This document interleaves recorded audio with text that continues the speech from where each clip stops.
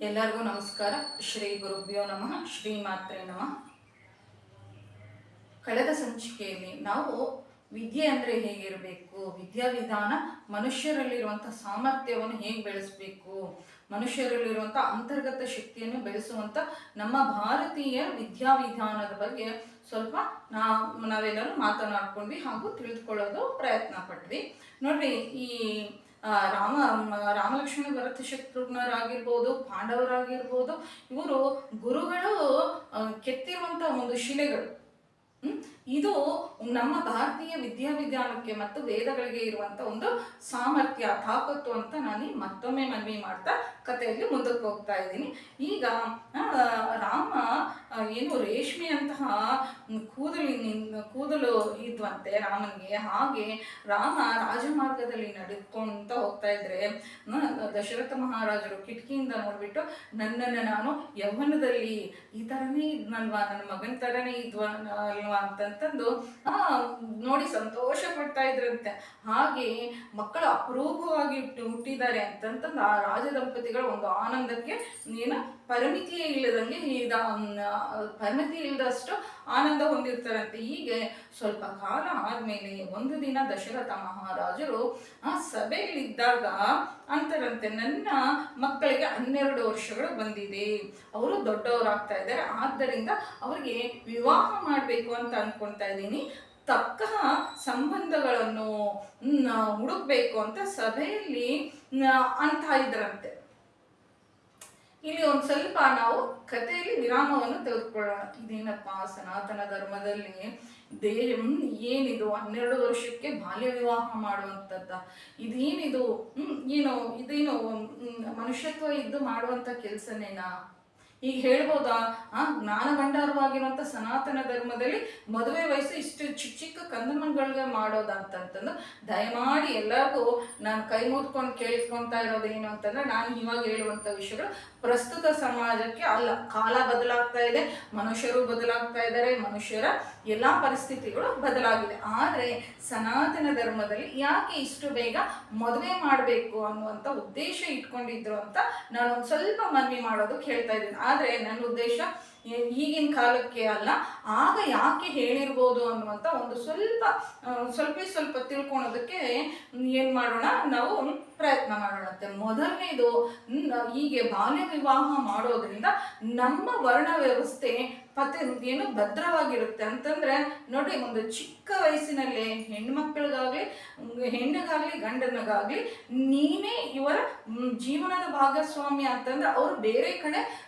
ಬೇರೆ ಮನುಷ್ಯರನ್ನು ಇಷ್ಟಪಡೋದಾಗ್ಲಿ, ಬೇರೆಯವ್ರ ಮೇಲೆ ಮನಸ್ಸಿಟ್ಕೊಳೋದಾಗ್ಲಿ ನಡೆಯೋದಿಲ್ಲ. ಈ ವರ್ಣ ವ್ಯವಸ್ಥೆ ನಮ್ಮ ಭಾರತ ದೇಶದ ಸಮಾಜದ ಭದ್ರ ಬುನಾದಿ ಏನಾಗಿರುತ್ತೆ, ಅಡಿಪಾಯ ಆಗಿರುತ್ತೆ ಅಂತಂದ್ರೆ, ನೋಡ್ರಿ, ಪ್ರತಿಯೊಂದು ಕುಲ ಕಸುಬು ಅನ್ನುವಂಥದ್ದು ಸಮಾಜಕ್ಕೆ ಎಷ್ಟು ಆಧಾರವಾಗಿರುತ್ತೆ ಅಂತಂದ್ರೆ, ಒಂದು ಕಸುಬು ಮಾಡುವಂತಹ ವ್ಯಕ್ತಿ ಬೇರೆ ಕಸುಬು ಮಾಡುವಂತಹ ವ್ಯಕ್ತಿಯನ್ನು ವಿವಾಹ ಮಾಡಿಕೊಂಡ್ರೆ, ಹೆಣ್ಣಾಗ್ಲಿ ಗಂಡಾಗ್ಲಿ, ಅಲ್ಲಿ ಆ ಕಸುಬು ಉಳಿಯುತ್ತಾ ಇಲ್ವಲ್ಲ.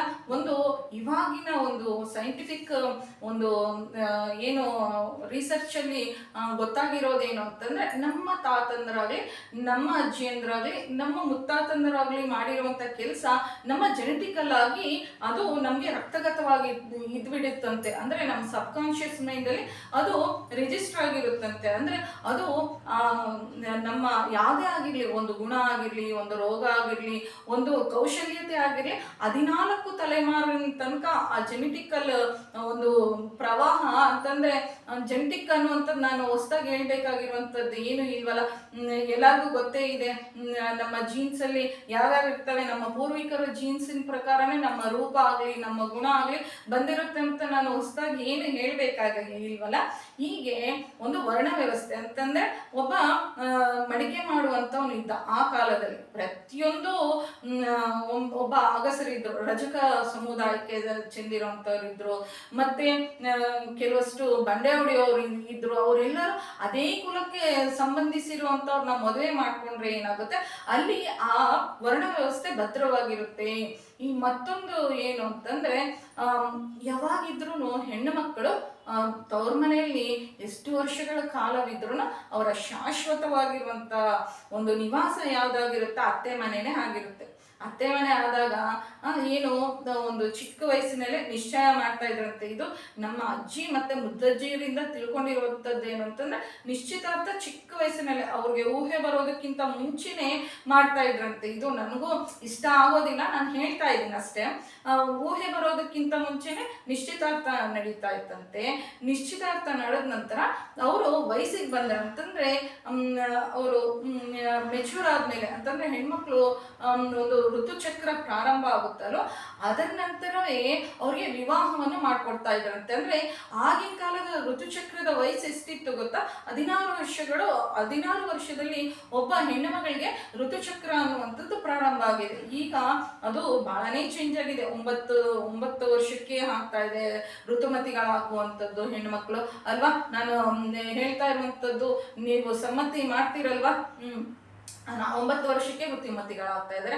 ಆಗ 16-17 ವರ್ಷಕ್ಕೆ ಋತುಮತಿಗಳಾದ್ರೆ ಈಗಿನ ತರ ಮಕ್ಕಳು ಬೇಗನೆ ಆಗ್ತಾ ಇರಲಿಲ್ಲ. ಒಂದು ಮದುವೆಯಲ್ಲಿ ಬಾಲ್ಯ ವಿವಾಹದಲ್ಲಿ ನಾವು ಅಭ್ಯಂತರ ಮಾಡಬೇಕಾಗಿರುವಂಥದ್ದು ಏನು ಅಂತಂದ್ರೆ ಚಿಕ್ಕ ವಯಸ್ಸಿಗೆ ಮಕ್ಕಳು ಆದ್ರೆ ಆ ಹೆಣ್ಣಿನ ಆರೋಗ್ಯದ ಮೇಲೆ ಬಹಳ ಪರಿಣಾಮ ತೋರಿಸುತ್ತೆ. ಇದು ಮಾತ್ರ ನಿಜನೇ.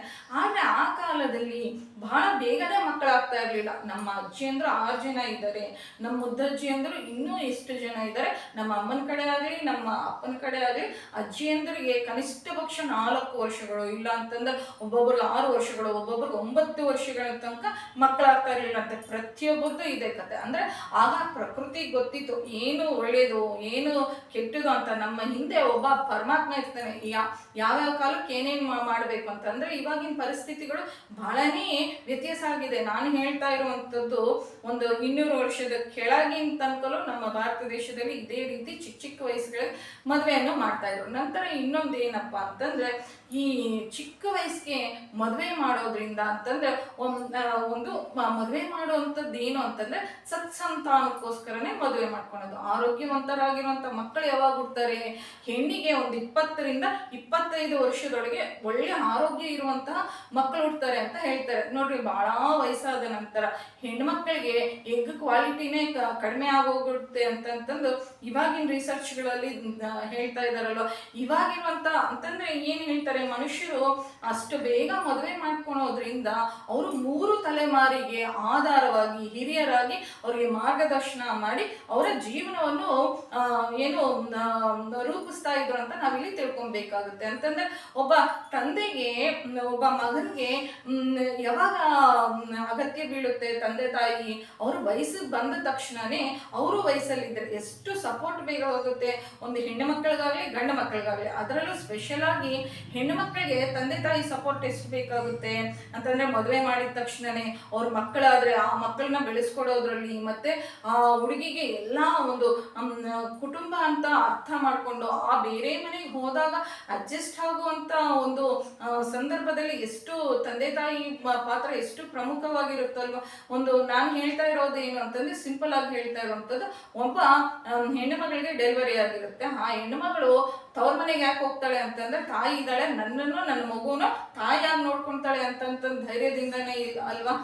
ಎಷ್ಟು ಜನ ಸೇವಕರಿದ್ರು ತಾಯಿ ಮಾಡೋದಕ್ಕೆ ಸಮಾನ ಆಗುತ್ತಾ? ಆ ತಾಯಿಗೆ 60 ವರ್ಷ ಬಂದು ಅಂತಂದ್ರೆ ಇವಾಗ 30 ವರ್ಷದಲ್ಲಿ ಮಕ್ಕಳು ಹೆತ್ತರೆ 50 ವರ್ಷದಲ್ಲಿ ಹೆಣ್ಣು ಮಕ್ಕಳ ಒಂದು ಅಂದ್ರೆ 50 ವರ್ಷದಲ್ಲಿ ಮನುಷ್ಯರ ಆರೋಗ್ಯ ಸ್ಥಿತಿ ಹೇಗಿರುತ್ತೆ, ಅವರ ಜೀವನವನ್ನು ನಿಲ್ಲಿಸುವಂತ ಒಂದು ಕರ್ತವ್ಯ ನಮ್ಗಿರೋದಿಲ್ಲ ಹೆತ್ತಿರುವಂತ ಮಕ್ಕಳಿಗೆ. ಅಂತಂದ್ರೆ ನಾವೇ ರೋಗಗಳ ಪಾಲಾಗ್ಬಿಟ್ರೆ, ನಾವೇ ತಂದೆ ತಾಯಿನೇ ನಮ್ಮ ಜೀವನವೇ ನಮ್ಗೆ ಹೊರೆ ಆಗ್ಬಿಟ್ರೆ ಮಕ್ಕಳಿಗೆ ನಿಸ್ವಾರ್ಥವಾಗಿ ಜೀವನವನ್ನು ನಿಲ್ಲಿಸುವಂತವ್ರು ಯಾರಿದ್ದಾರೆ?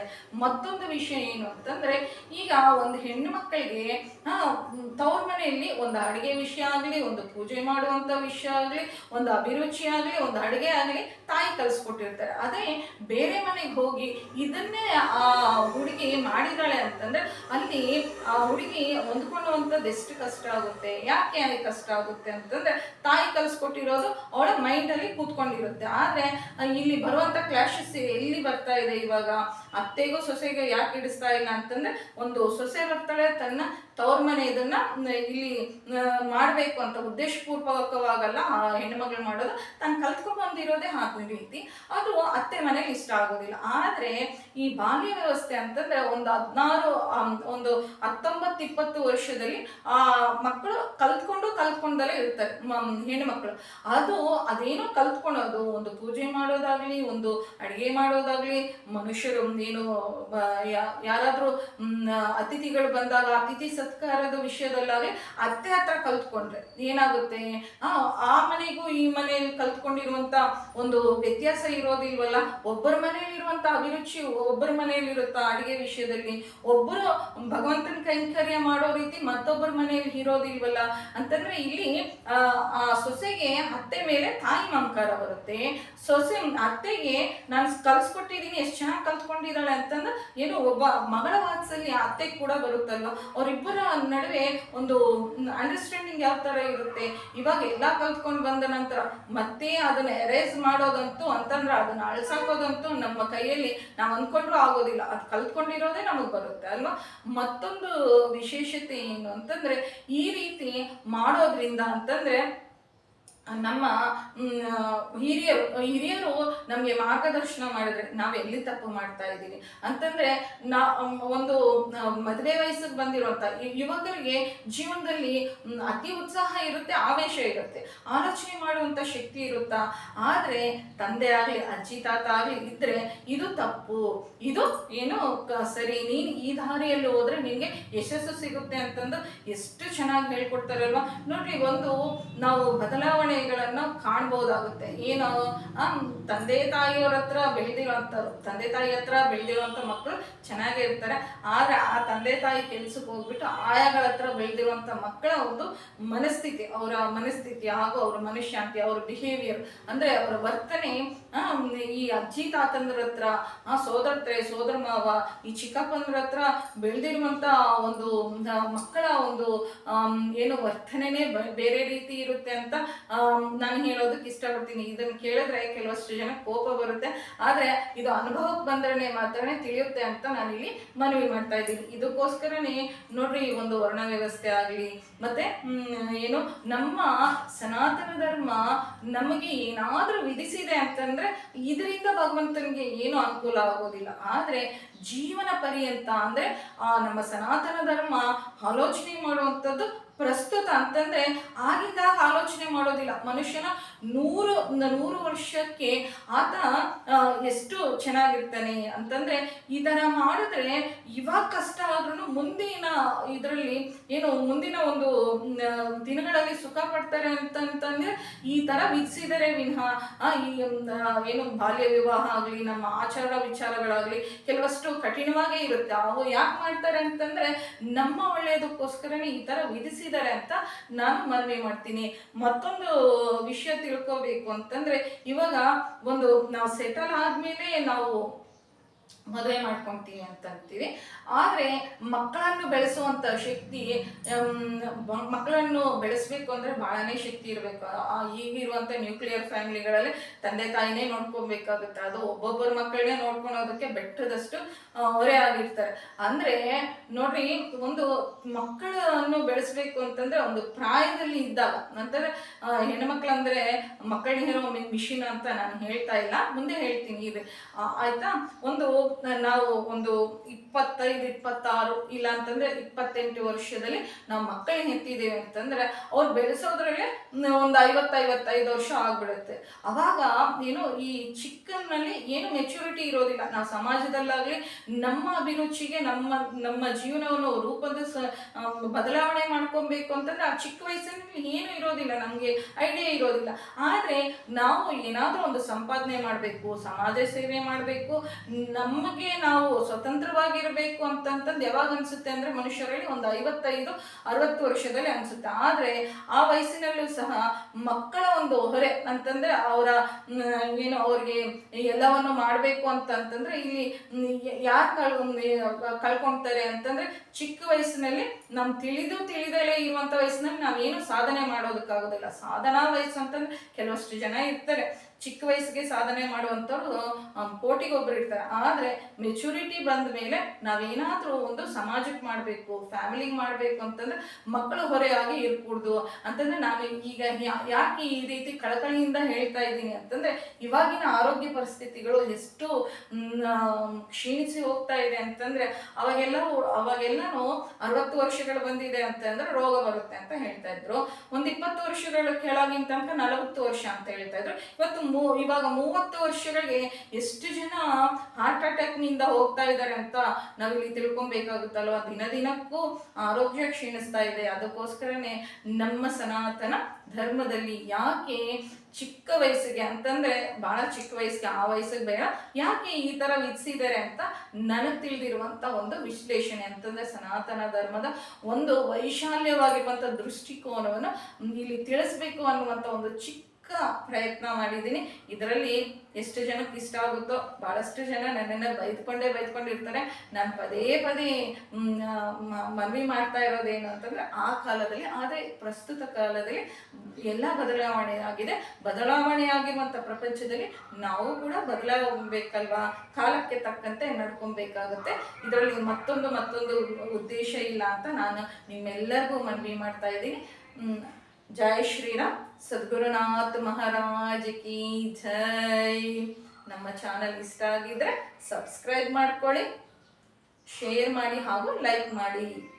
ಧನ್ಯವಾದಗಳು.